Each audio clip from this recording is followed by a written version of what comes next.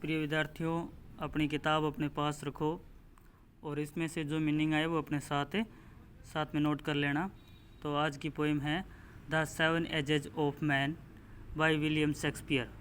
William Shakespeare अंग्रेजी के बहुत बड़े राइटर हैं और इनकी एक कविता है द 7 एजेज ऑफ मैन, मानव की 7 अवस्था। All the words a stage, संपूर्ण जो दुनिया है वो एक रंगमंच है। तो स्टेज का मतलब हो गया रंगमंच और वर्ड का मतलब संसार। ठीक है, तो संपूर्ण सारी जो दुनिया है, सारा जो संसार है वो एक स्टेज है। And all the man and women merely players. Merely का मतलब होता है केवल, प्लेयर्स का मतलब होता है प्ले मतलब खिलाड़ी। तो इसमें सभी महिलाएं और पुरुष केवल इस रंगमंच के ऊपर कलाकार हैं। प्लेयर का मतलब यहाँ पर कलाकार लेना पड़ेगा, यानी सभी क्या है अपनी भूमिका अदा करते हैं, जो भी पुरुष है, महिलाएं हैं। ठीक है, they have their exits and their entrances. तो यानी दे यूज हुआ है वो सभी महिला और पुरुष के लिए हुआ है, ह्यूमन मानव जाति के लिए हुआ है। तो दे हैव देयर एग्जिट यानी उनका वो इस संसार से, इस रंगमंच से एक दिन एग्जिट भी होंगे। ठीक है, देयर इंटरेस्ट, और वो प्रवेश भी करते हैं। यानी कहने का मतलब है इस जो स्टेज है, इस स्टेज के अंदर जब वो पैदा होते हैं तो यहाँ पर प्रवेश कर जाते हैं और जिस दिन उनकी डेथ होती है उस दिन वो यहाँ से चले जाते हैं, सभी महिला और पुरुष। इसी प्रकार ही ये संसार चलता रहता है। And one man in his time plays many parts. और एक व्यक्ति कई सारी भूमिका अदा करता है। कहने का मतलब कई सारे पार्ट हैं। His acts being 7 ages. तो वो कितने एक्ट करता है? 7 एक्ट करता है अपने पूरे जीवन में, विलियम शेक्सपियर के अनुसार। जो इनकी पोइम है as you like it comedy से ली गई है और इसमें जैक्स नाम का एक पात्र है वो इसे गा रहा है। ये मोनोलॉग है। At first the infant. अब ये 7 पहले इंट्रोडक्शन किया भी, इसके अंदर ये 7 अवस्था बताई इन्होंने। तो पहली अवस्था है इन्फेंट। इन्फेंट का मतलब होता है शिशु, छोटा बच्चा। Mewling and puking in the nurse arms. तो म्योलिंग का मतलब होता है वीप एंड पकिंग का मतलब होता है वोमिटी। वोमिटी का मतलब उल्टी और वीप का मतलब रोना। तो जो छोटा बच्चा होता है वो नर्स दाए के भुजाओं के अंदर रोता है और उल्टियाँ करता है। यानी पहली जो अवस्था की उन्होंने बताए हैं हमें लक्षण। तो हमें पता है कि छोटा बच्चा होता है वो रोता है, उल्टियाँ करता है, ऐसे काम करता है। तो पहली अवस्था इन्होंने बता दी और पहली अवस्था में ऐसे ही होता है हर मानव की लाइफ के अंदर। Then the whining schoolboy. तो उसके बाद की अवस्था है वो स्कूल बॉय की, एक विद्यार्थी की, एक स्टूडेंट की है, स्कूल बॉय की। विद हिज स्टेचल, साथ में उसके एक थैला होता है। ठीक है, स्टेचल का मतलब बैग होता है, बैग का मतलब थैला। और and shining morning face creeping like a snail. Creeping का मतलब होता है रेंगना, स्नेल का मतलब होता है घोंघा। शाइनिंग मतलब चमकता हुआ, मॉर्निंग मतलब सुबह, फेस मतलब चेहरा।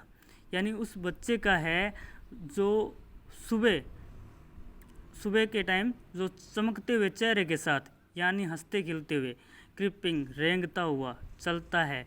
स्नेल का मतलब घोंघा होता है, घोंघा बहुत ही धीरे धीरे चलता है।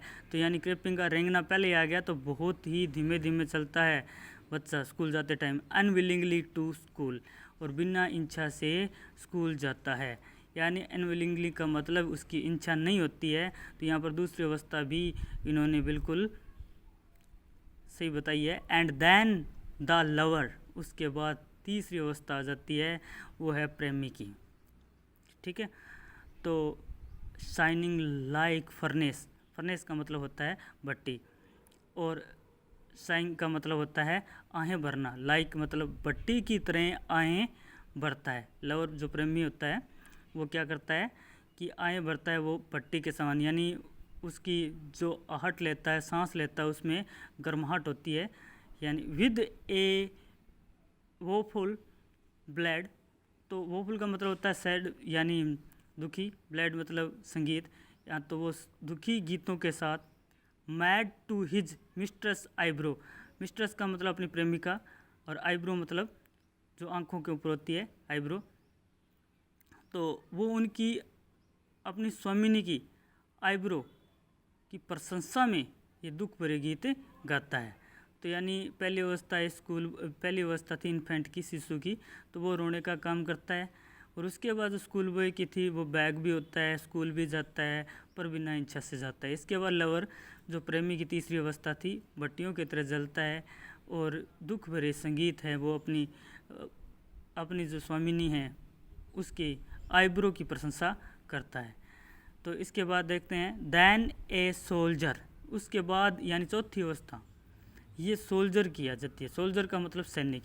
इसका मतलब ये नहीं है कि वो व्यक्ति कोई सैनिक बन जाएगा चौथी अवस्था में आते ही, यानी उसमें गुण आ जाते हैं। एक सैनिक, एक आर्मी मैन के गुण होते हैं, उस प्रकार की युवावस्था के अंदर उसका टाइम होता है जिसमें वो सैनिक जैसी उसमें क्वालिटी होती है। फुल ऑफ स्ट्रेंगर ओथ, अजीब अजीब शब्दें लेता है। कहने का मतलब जो इस अवस्था में व्यक्ति आता है तो वो अजीब, कभी ना पूरी होने वाली शब्द भी वो ले सकता है। कहने का मतलब मैं ये भी कर सकता हूँ, वो भी कर सकता हूँ, इस प्रकार। And bearded like the pard. Pard का मतलब होता है तेंदुआ, वियर्डेड का मतलब दाढ़ी, और दाढ़ी भी तेंदुए की तरह रखता है। ये सोल्जर के लक्षण, क्वालिटी। जेल्स इन ऑनर, तो वो क्या करता है, इज्जत के लिए, सम्मान के लिए ईर्ष्या करता है, ईर्ष्यालु हो जाता है। सडन, अचानक। एंड क्विक इन क्यूरल, और अचानक ही लड़ पड़ता है। रेडी टू फाइट, लड़ने के लिए तैयार रहता है।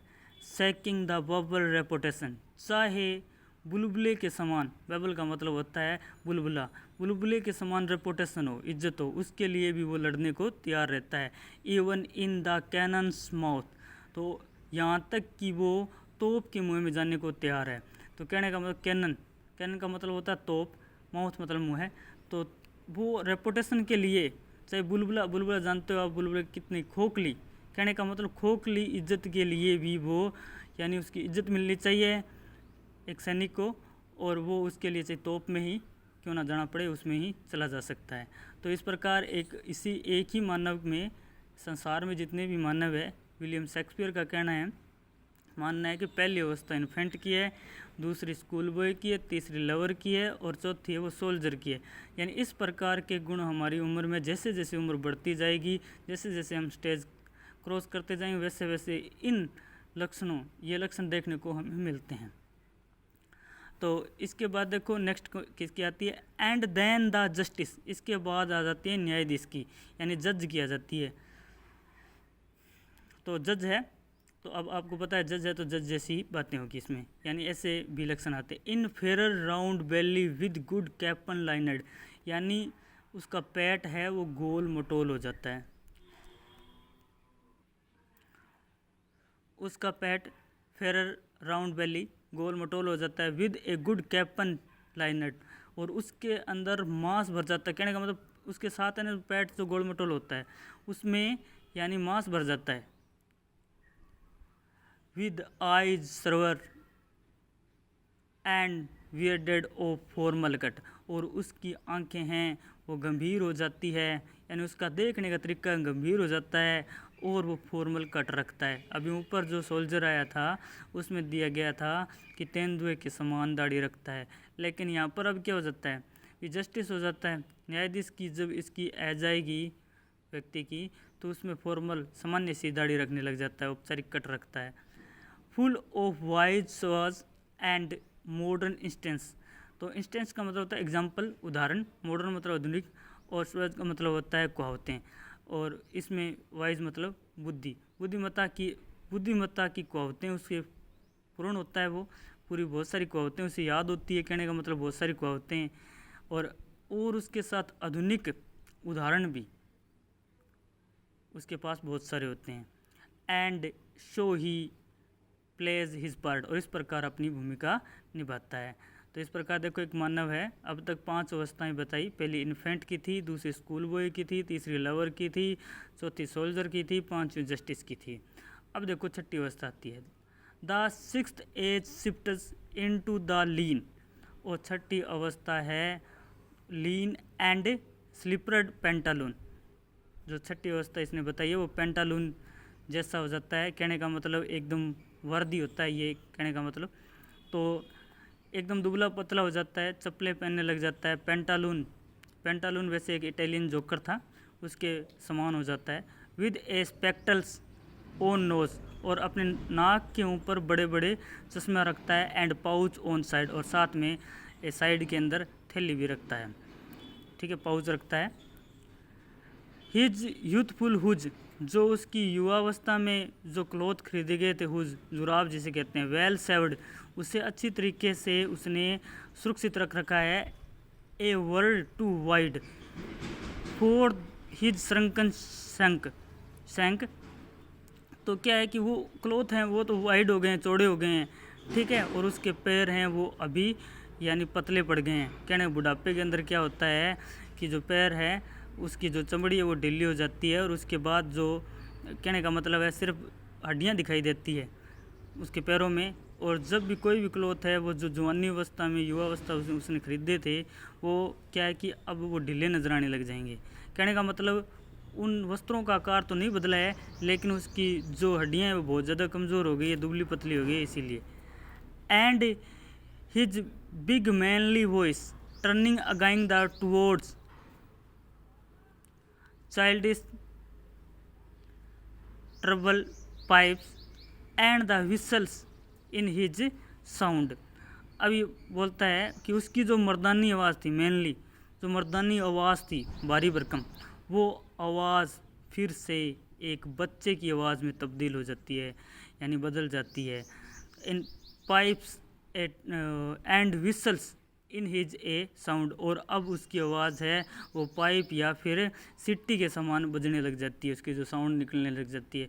वही व्यक्ति जो कुछ टाइम पहले एक मर्दानी आवाज़ थी, वो वर्तमान आवाज़ जब बूढ़ा हो जाता है, ओल्ड एज होती है, उस टाइम उसकी आवाज़ एकदम बच्चे जैसी हो जाती है एक बार फिर से। The last scene of all, अब ये 7वीं अवस्था आ गई है, 6 अवस्था हमने कंप्लीट कर ली है, और उसके बाद देखो 7वीं लास्ट सीन ऑफ ऑल, अंतिम दृश्य। That and this stranger eventful history, यानी अजीब सा जो उसका इतिहास था उसका समापन होने वाला है, अंतिम अवस्था, ठीक है। इज सेकंड चाइल्डिशनेस, दूसरा बचपन, कहने का मतलब लास्ट 7वीं अवस्था को हम दूसरा बचपन कह सकते हैं। And merely oblivion sans teeth, sans eyes, sans taste और सेंस एवरीथिंग। तो इसमें देखो वो भूलने की प्रक्रिया, यानी कुछ भी याद नहीं रहता है, और सेंस टीथ, दांत नहीं रहते हैं, आंखों की रोशनी नहीं रहती है, स्वाद मर जाता है, स्वाद नहीं रहता है, कहने का मतलब प्रत्येक चीज़ कुछ भी सही नहीं है, कहने का मतलब अब उसका जो आखिरी एंड है उस टाइम दांत भी नहीं रहते हैं और ना आंखों की रोशनी रहती है। इस प्रकार ये जो 7 अवस्थाएं विलियम शेक्सपियर ने बताई इसके अंदर, तो इन सभी इसके अंदर जो प्रश्न हैं, प्रत्येक स्टेज से संबंधित प्रश्न आते हैं। पहले स्टेज के बारे में वर्णन करो या दूसरे के बारे में वर्णन, इसके मतलब 1-2 इनके जो लक्षण जो बताए गए हैं इस पोएम में, थोड़े बताए गए हैं, वैसे इनके ऊपर आपको 1-1, 2-2 लाइनें याद करनी पड़ेगी प्रत्येक स्टेज के अंदर। और उसके साथ साथ आपको इसके कौन से स्टेज में कौन सा नाम है, पहली स्टेज पूछ सकता है, पहले स्टेज के बारे में, पहले स्टेज का नाम क्या है, तो उसका इन्फेंट हो गया, दूसरे स्कूल बॉय हो गया, थर्ड का लवर हो गया, और चौथी का सोल्जर हो गया, 5वीं का जस्टिस हो गया, और छठे का पेंटालून हो गया या ओल्ड मैन हो गया, ठीक है। और इसके लास्ट वाली है सेकंड चाइल्डनेस हो गया। तो इस प्रकार ये 7 अवस्थाएं इन्होंने विलियम शेक्सपियर ने बताई अपनी पोएम के अंदर। और दूसरा, इसके अलावा जो कोई प्रश्न इस पोएम से होना है वो स्टेज पे पूछ सकता है कि संपूर्ण वर्ल्ड क्या है, या संपूर्ण संसार में मानव किस प्रकार का रोल अदा करते हैं, या जो भी है इस तरीके का प्रश्न वो पूछ सकता है। अब देखो विलियम शेक्सपियर का जो टाइम पीरियड था वो 1564 से 1616 तक था, और इंग्लिश पोइट थे, प्ले राइट थे, एक्टर थे, और इन्होंने लगभग 38 प्ले नाटक लिखे थे और 154 सोनेट लिखी थी। सोनेट होती है 14 लाइन की, और 2 लॉन्ग नैरेटिव पोएम भी लिखी थी। तो कहने का मतलब इंग्लिश में बहुत सारा इन्होंने सहयोग किया था इंग्लिश लैंग्वेज को। और दूसरी बात ये देखो, इन्होंने बहुत सारी कॉमेडी लिखी हैं और बहुत सारी ट्रेजेडी भी लिखी हैं। इनमें से हेमलेट है, किंग लेयर है, मैकबेथ है, ये काफ़ी महत्वपूर्ण है। और जहाँ तक इस पोएम की बात करता हूँ तो इस पोएम के अंदर देखो कि भी इन्होंने एज यू लाइक इट नामक के एक कॉमेडी थी, उसमें से जैक्स नाम का एक पात्र था जिसके द्वारा ये पूरी पोएम बताई गई है। मोनोलॉग का मतलब होता है कि एक इस प्रकार की पोएम जिसमें एक व्यक्ति वर्णन करता है, दूसरा वहाँ पर सुनता है। इसके अलावा जो डिफरेंट वर्ड हैं उनमें थोड़े से देख लेते हैं। जो ग्लोसरी के अंदर है, मौलिंग एंड पकिंग का मतलब होता है कराइंग, चिल्लाना और उल्टी करना ही होता है, ठीक है। वाइनिंग का मतलब होता है शिकायत करने वाला, यानी वाइनिंग स्कूल बॉय आया था उसके अंदर, तो शिकायती स्कूल बॉय हो गया, ठीक है। स्टेचल का मतलब बैग हो गया, ठीक है। स्नेल का मतलब एक वेरी स्लोली मूविंग, मतलब एक ऐसे प्रकार का स्नेल घोंगा होता है जो क्या कि बहुत ही धीरे धीरे चलता है, ठीक है।